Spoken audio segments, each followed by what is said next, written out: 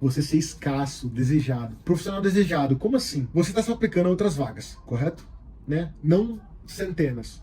Seguindo a metodologia que eu estou te explicando, são poucas vagas, focado na qualidade, focado no nicho, no mercado, na porção do mercado de trabalho que reage bem à tua aplicação, né? Se você não entendeu isso, volta alguns vídeos, eu falei, você tem que se aplicar por blocos, startups, empresas pequenas, médias, grandes, né? High-techs, né? Empresas familiares, né? Tradicionais, enfim. Você precisa se aplicar em blocos para entender qual que é o nicho, qual que é a porção do mercado das empresas que fecham com o teu perfil profissional, entendeu? Com o que você está entregando.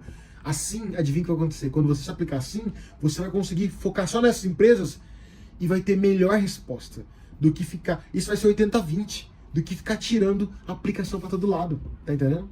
É entender o mercado de trabalho, entender qual mercado te aceita melhor. Fechou? Então, sabendo disso, você vai começar a se aplicar e vai começar a receber, né, retorno, enfim. E daí, você vai ter que mostrar isso. Você vai ter que explicar que você, sim, você está em conversas com outras empresas e sim, você, né, adoraria continuar com o processo seletivo com essa empresa e adoraria, né, se for perguntado, saber mais sobre as atividades que você vai ter que realizar, ser responsável, para conversar e negociar sobre salário, negociar sobre benefícios e etc. Ou seja, quando você está numa entrevista e você é perguntado, você tá conversando com outras empresas, você está se aplicando em outras vagas? Sim, estou. Isso não significa que eu estou muito. Isso não significa que não estou interessado nessa oportunidade, muito pelo contrário, né?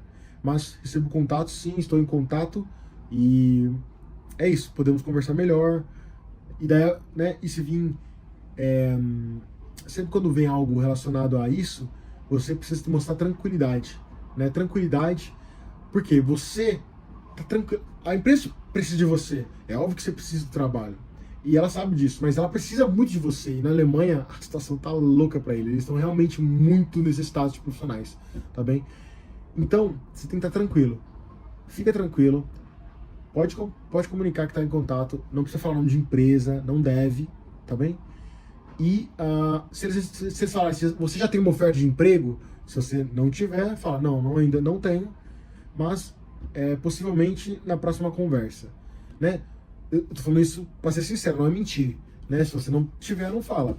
Mas o que é legal, isso gera escassez, então a empresa reage rápido. Como é que eu sei disso? Eu já fiz isso, na prática, valendo.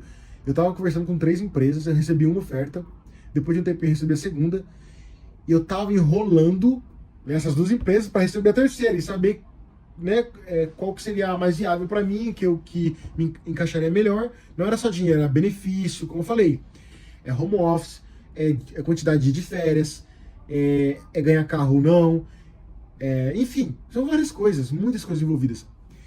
E essa terceira empresa estava demorando. E eu falei assim, ó, eu entrei em contato e falei, olha, eu agradeço muito pelo processo seletivo, né, pelas conversas que tivemos. Entendo que os senhores devem estar ocupados com várias outras atividades, só que eu recebi 2 ofertas de emprego e eu preciso dar retorno até o final de semana. Era numa quarta-feira. Eu juro pra vocês, na quarta-feira chegou a oferta de emprego dessa empresa. Foi assim. Não, vamos responder hoje. E veio. Entendeu? E tava uma semana enrolando. E eu falar isso, veio a oferta. Eu acabei não ficando na empresa, não por maldade, até parece, porque a oferta foi, assim, bem abaixo do que eu imaginava, mas é isso para vocês, tem que se mostrar escassez, que é desejado, né? Então seja sincero quando está no processo seletivo, seja sincero que isso vai acontecer, de a empresa entender que você não está desesperado pelo emprego. Não, ele é importante para você sim, mas você está em conversa com outras empresas e você é desejado. E isso gera escassez, um gatilho mental que faz a empresa falar, cara, a gente precisa acelerar o processo desse cara, a gente precisa entregar os melhores benefícios, os melhores salários, entendeu? Isso é muito bom para você, te coloca numa posição muito boa. e, como eu falei, faz ficar atraente para a empresa, beleza?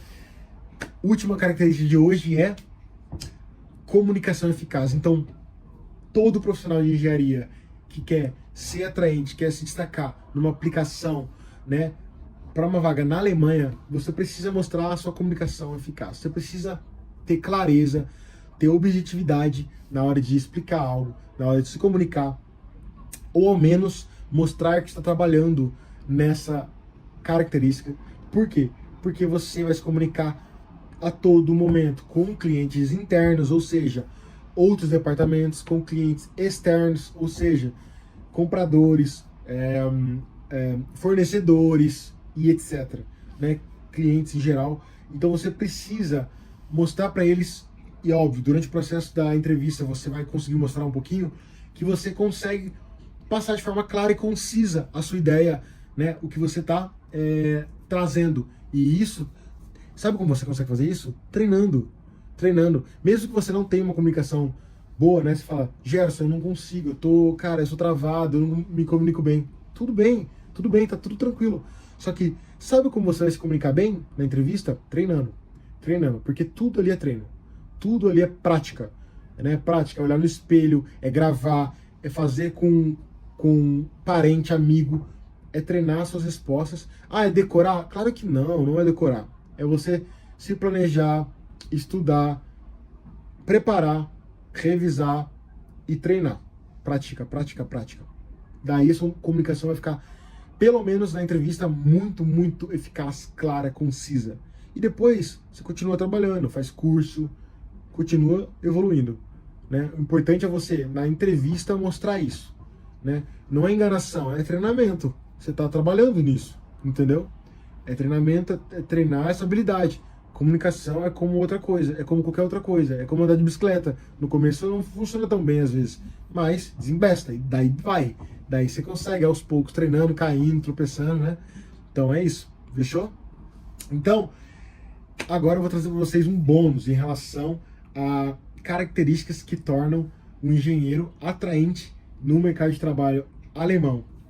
E cara, isso aqui é uma das características mais importantes que você precisa focar, que é gerar confiança no recrutador, no tomador de decisão, no RH. Gerar confiança, gerar segurança. Por quê? Porque normalmente eles são alemães. Alemães, eles são conservadores. Conservadores buscam segurança, buscam um local tranquilo. E quando eu falo local tranquilo num processo seletivo de trabalho, se a gente está olhando para um candidato que está lá no Brasil, no caso você, o que ele vai pensar? Como esse candidato vai me dar certeza, né, que ele quer vir para ficar. E agora eu te devolvo a pergunta. Como você mostra para ele que você vai viajar para a Alemanha para ficar? É óbvio, a gente não pode dar certeza 100%, mas como você pode mostrar para ele?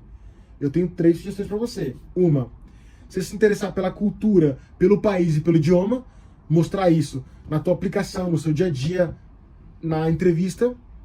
Isso, sem sombra de dúvidas, isso é muito importante e gera confiança, gera segurança para esse tomador de decisão alemão. Segundo, você ser muito bem informado sobre o processo de admissão de um estrangeiro.